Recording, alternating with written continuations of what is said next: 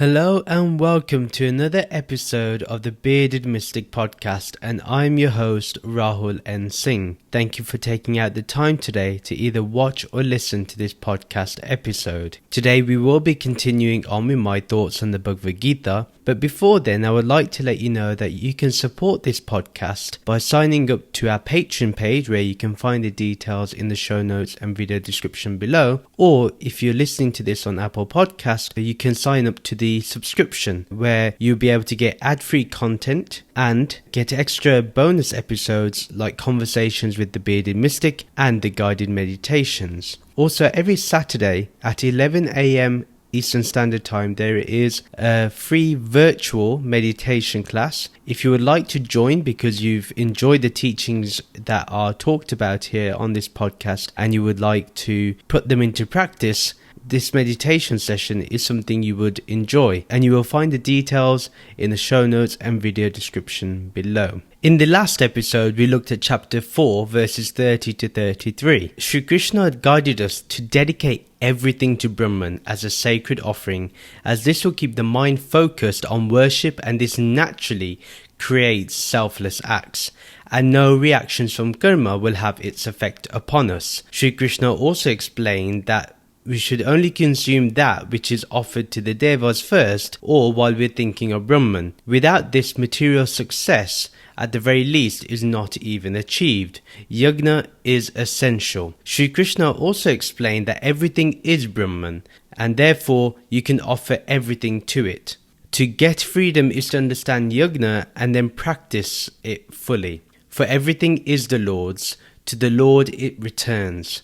Shri Krishna also guided Arjuna that this Gyan of Brahman is worth far more than anything material. So nothing in this material world can come close to this knowledge of Brahman, to this realization of Brahman. Therefore, give yourself to the divine is the most important and supreme offering. Give your tiny ego and let it go to the Lord. Let the ego dissolve away in terms of its influence upon you, and then you will find that only Brahman is in your awareness. Not only is in your awareness, you realize that Brahman is your awareness. You've always been seeing the world, perceiving the world through Brahman. That which is aware has always been that one non-dual state. Today we will be looking at verses 34 to 38. Verse 34, just know this, O Arjuna. Bow to the rishis and gurus who know the ultimate truth. Inquire from them with respectful questions. Serve their efforts to share the divine knowledge with the world.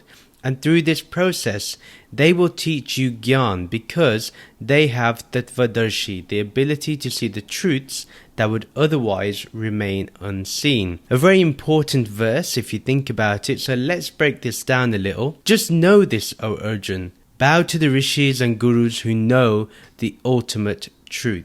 This is really important if you think about it. Those that have the ultimate truth, those who speak of the ultimate truth, those who revere the ultimate truth, the ones who fully assimilate the ultimate truth in their lives, they are worthy of all the respect in the world. And they naturally receive infinite amount of love from us because we just find them shining forth with this beautiful knowledge, with this beautiful presence that undoubtedly allows our egos to dissolve very naturally. Bowing to them, honoring them, giving our heart to them is the only thing we can do for such pious beings, because they have given home to the wisdom in their own hearts. They've allowed their hearts to be open and free for this wisdom. And this is not easy. Those of us that have been on this spiritual path know how difficult it is. It's not as if you get to listen to the Gita once or you see a guru once that you will automatically just know the truths of the whole universe. Not necessarily. It may take time, but the thing is, to be in the company of such a being is incredibly important. Bowing to them is also like bowing to Brahman, because they are the living murtis. You know, murtis are made out of clay or stone, but the best murti is that living being that can show you the truth very directly. I'm not saying there's anything wrong with murti puja, one can do Murti Puja if one wishes. But the thing is, what I'm highlighting here is that if you find a living being that can show you this beautiful truth, they are worthy of all our worship. They are worthy of all our gratitude.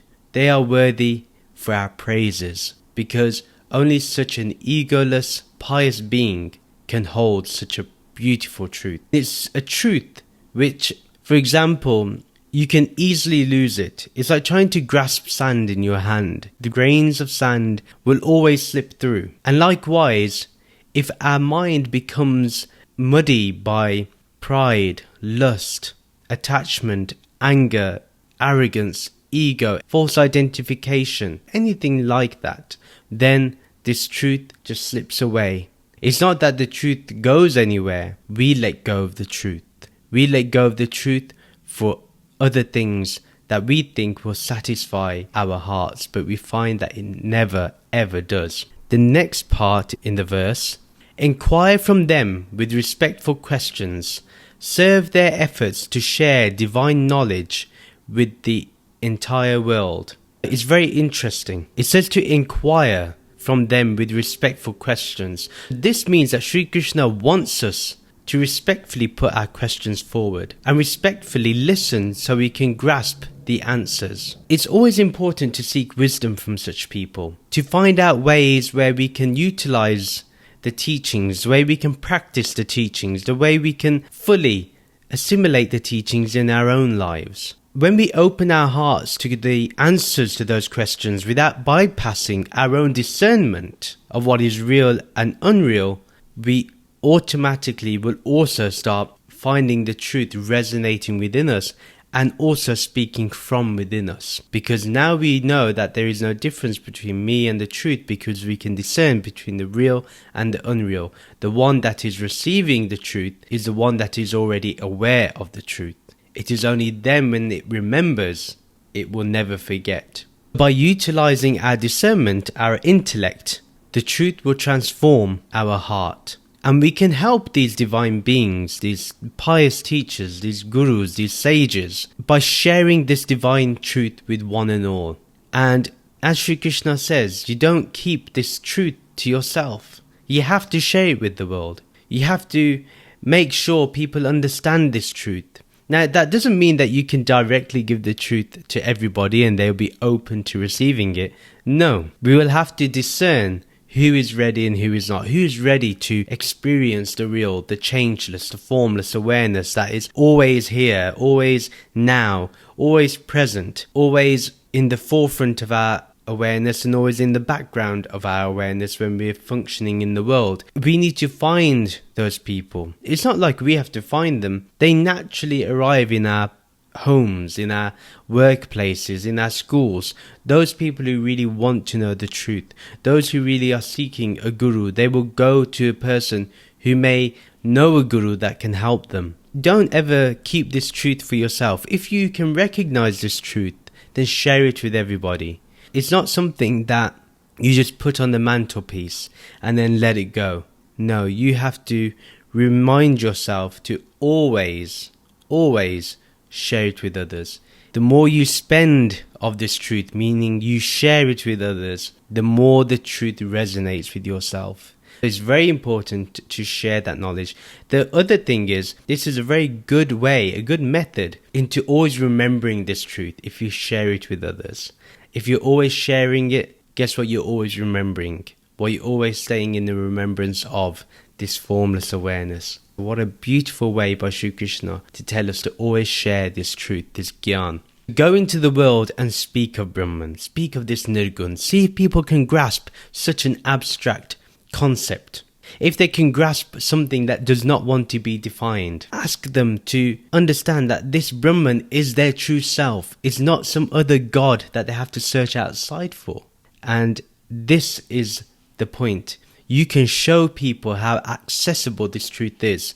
This truth can be given to those that are agnostic, atheist, or a theist. It doesn't matter, but this truth goes beyond all of those things and can be directly perceived by that person who is ready to perceive it.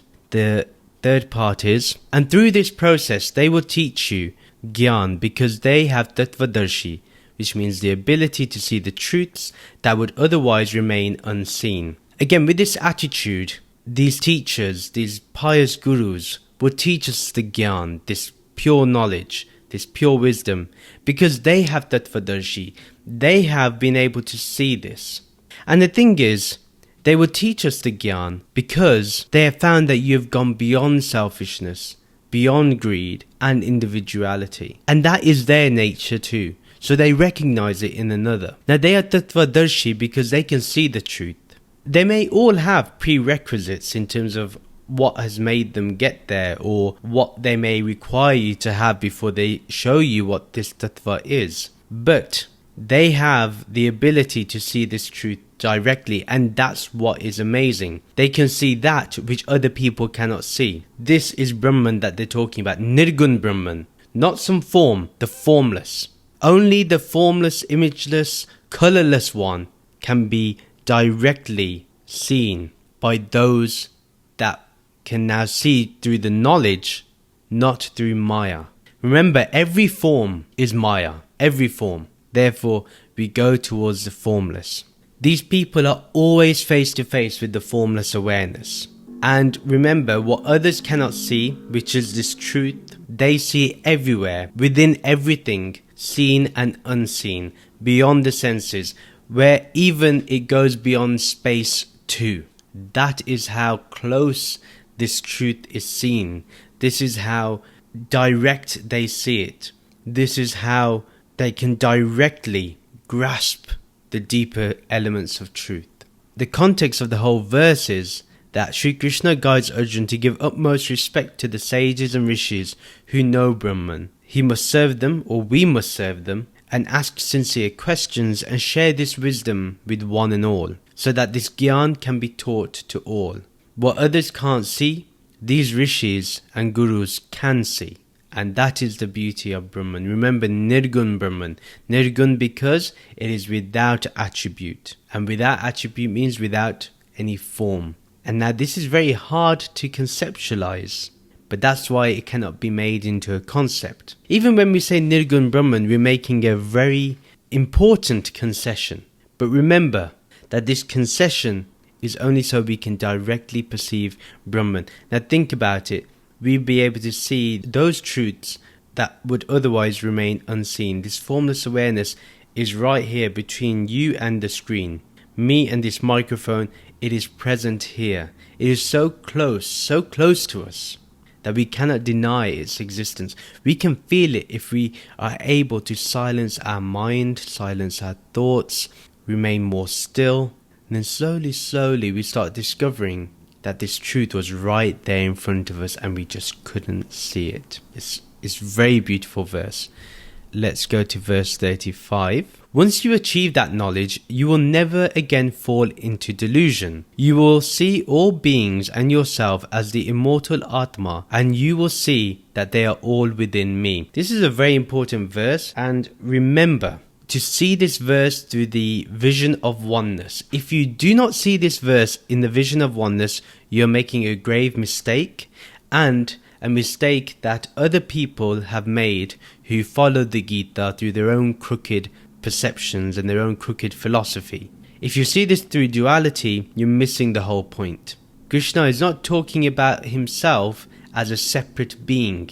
He's talking about himself as a formless oneness, as the only being there is. There is no I in this. There's no separate you or me in this. There's only this. And Krishna is a representation of this formless awareness, which is this. Okay? So that's a caveat that I'm giving before, but I may explain it again because it's very difficult to comprehend, but it's so beautiful once you get it. It's mind-blowing once you get it. Trust me. Once you achieve that knowledge, you will never again fall into delusion. Once you have this wisdom, delusion will never be able to settle. Delusion will never be able to overpower you. It can't, because now you are seeing the truth for what it is. Now you can discern. Once you have a strong buddhi, a strong intellect, and then you can perceive this formless awareness in everything as the only thing. then you cannot fall under delusion. That means you will not fall under the delusion of Nam and Rup, name and form. You will be away from that now.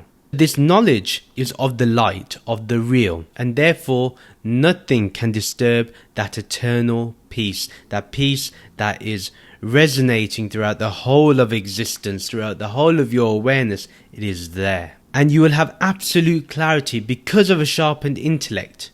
And that is because every moment continues to be a yagna to the divine. You continuously offer any aspect of duality to this non-dual self.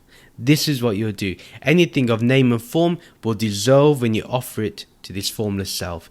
And that is the most important thing to remember. Now, the next part, you will see all beings and yourself as the immortal Atma, and you will see that they are all within me. This is a very beautiful line, and again, this emphasizes the oneness, not the separation of Krishna and us. So let's break this up even more. First of all, envision all beings and then yourself as one light, and then see the whole of existence in that same one light.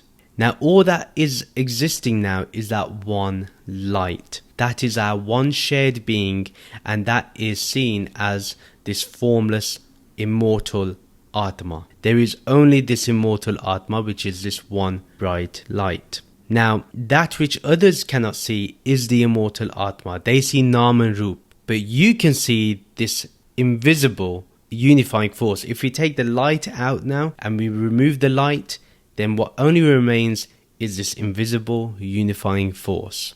And because you see all this as the shared being, it all must be within the Supreme Brahman as Supreme Brahman. Remember, Krishna is talking as Brahman, and Arjun is a disciple, now not his friend. So remember this. When you're thinking about this verse, just remember the state in which Krishna is sharing this message. So because of this understanding, what you will be able to do is you will see this immortal Atma as one and the same as Brahman, as I've highlighted before. If you feel that you weren't able to grasp this, I would rewind a bit and just listen again. It's very important to grasp this, because if we do not, then we can fall under delusion again, literally. You see, what's beautiful here is that in this very line, Sri Krishna talks about not falling under delusion again. And it's very easy how people get stuck on the name and form of Krishna. Look what happens when they do that. They fall under delusion again. Within the very line, he is able to show us this practically. From this line, you can see who understands this truth and who doesn't. And it's very important that we approach those people that share the message of the Gita as Krishna expected us to. It's very important that we do that. The context of the whole verse is that Arjun can never be deluded or confused again. He will see that all beings, himself and Krishna, are all this one, this supreme Brahman, this invisible, unifying force, this oneness, this formless awareness that is always one. And that is what we are. Verse 36. Even if in the past you were the most degraded and hurtful person, lost in ignorance and darkness, this ship of yogic wisdom will carry you to safety. If we just look at the whole verse together, it doesn't matter how bad you were in the past. This wisdom will help you. It doesn't matter if you think you were the worst person alive. This wisdom will help you. It doesn't matter if you think you do not deserve this truth. This wisdom will still help you. If you think you are the most blind to the truth, this wisdom will help you. If you think there is only darkness in your life, this wisdom will help you. And if you think you're not spiritual enough or you're not ready, this wisdom will help you. No matter what way you think you are undeserving of this truth, this wisdom will always be there to guide you. It will always be present. For once one comes into contact with it, one can never lose it again. One has to be sincere in this spiritual journey.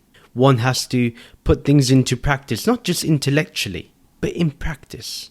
Are we offering ourselves to Brahman? Are we truly doing everything as a yagna? Are we pleasing the devas by offering our thankfulness, by looking after this planet and looking after the inhabitants of this planet. For that is why this ship of yogic wisdom, this boat, will always carry us safely. Now the thing is, what I will say as a caveat to this, is that once the boat does take you to the shore, to where you need to be, once it takes you to the Supreme Brahman, remember to burn the boat or let go of the boat. Don't hang on to it. Don't remember it. Now is your time to always be in the remembrance of this Brahman. The context of the whole verse is that it doesn't matter what you think of yourself, how your past was, how you are now. This wisdom will always carry you to the safety of your true self. Verse 37, O Arjun, just as a flame reduces firewood to ashes, so this Gyan Agni, fire of transcendental knowledge, burns away the karmas resulting from material action. An image here is used to help us. We have all seen fire burn wood to ashes. We've seen how that happens.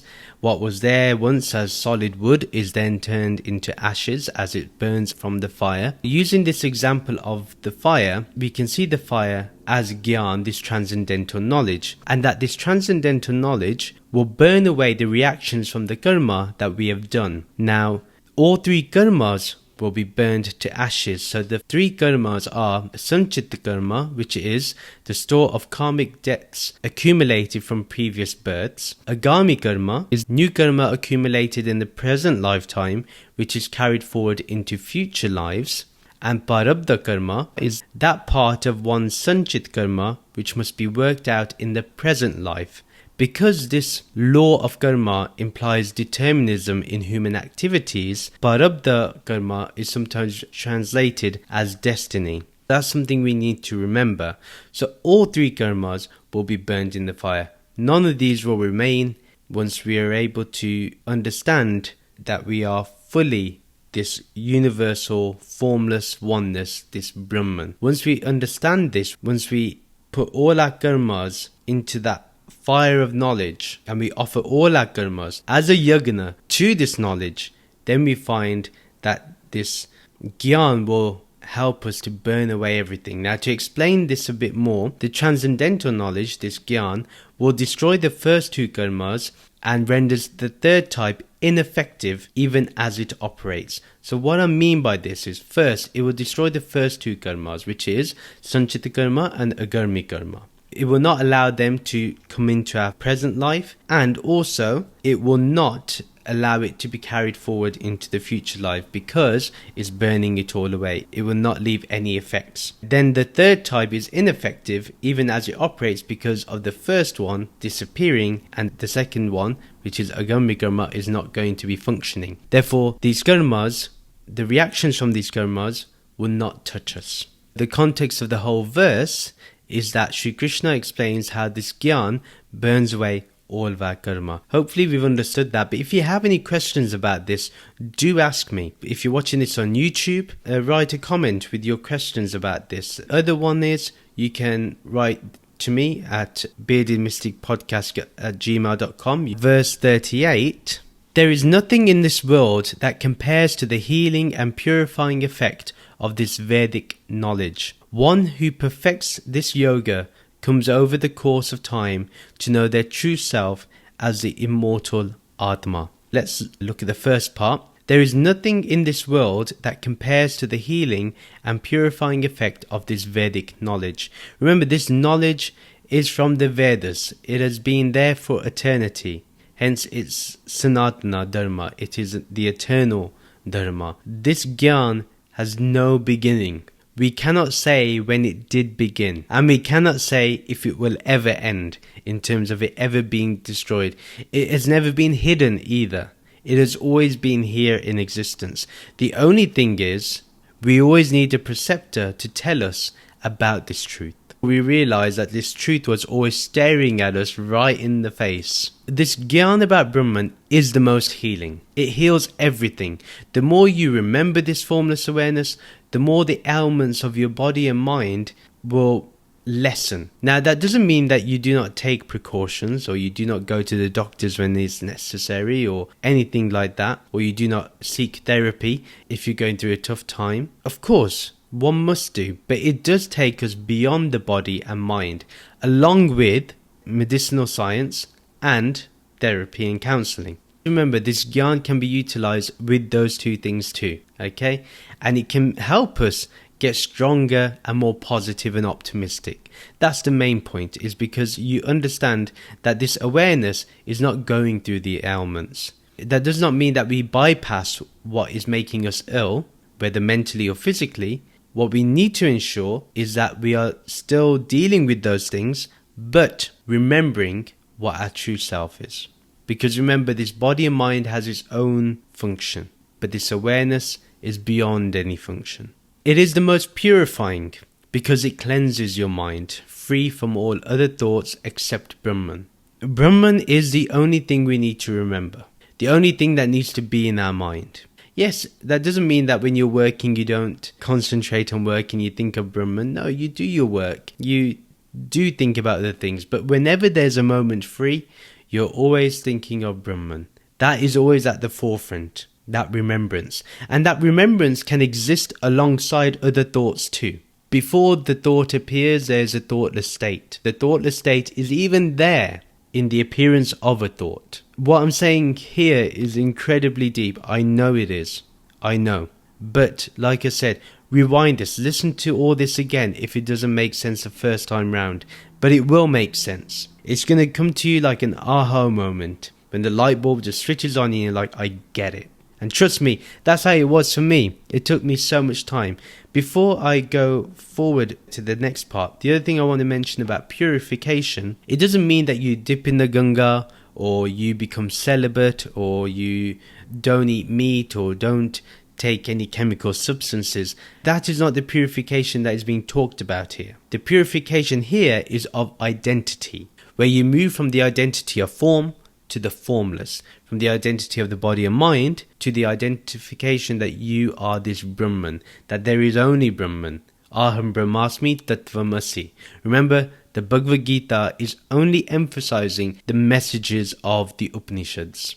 It's re-emphasizing them to us so we understand. The real purification is that one, where we move from duality to non-duality, the egoic identification of body and mind to Brahman. The second part is, the one who perfects this yoga comes over the course of time to know their true self as the immortal Atma. Once you get this knowledge, it may not be an immediate shift. Not everyone's going to remember this straight away. Nobody is going to be like, yes, I get it. I am this one. I am Brahman. Saying it is not enough. You got to experience it. You got to feel it. You got to become it. Depending on a lot of things like karma or your current situation, the decisions you make, the lifestyle that you have, and other things, they may slow down the progress. But we shouldn't give up. We should continue on, keep going forward, and not give up.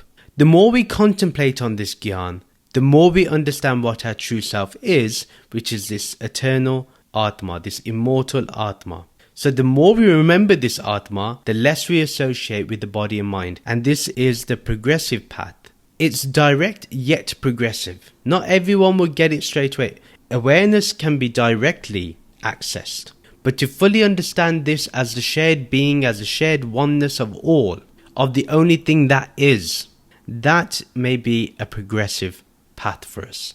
So for that, we need to keep going back to this formless, to this Atma, to this knowledge, to this Gyan. So the more we remember this Gyan, the better. The context of the whole verse is, immerse yourself deeper and deeper into the Atma, into this Nirgun Brahman. Unite every action in remembrance of this Nirgun Brahman. Give every thought and action as a sacred offering to the Devas, to this Nirgun Brahman. And be fulfilled, be free, be pure, be clear. Be your true nature, your true self.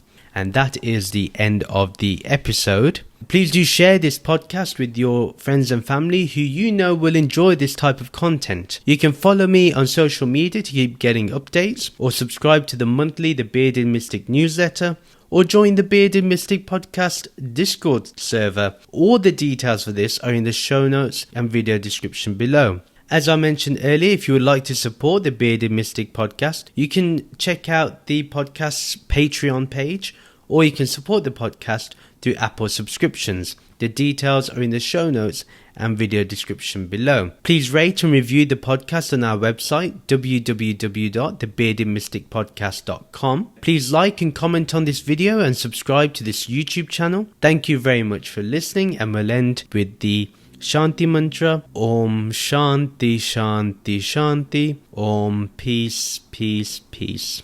Namaste.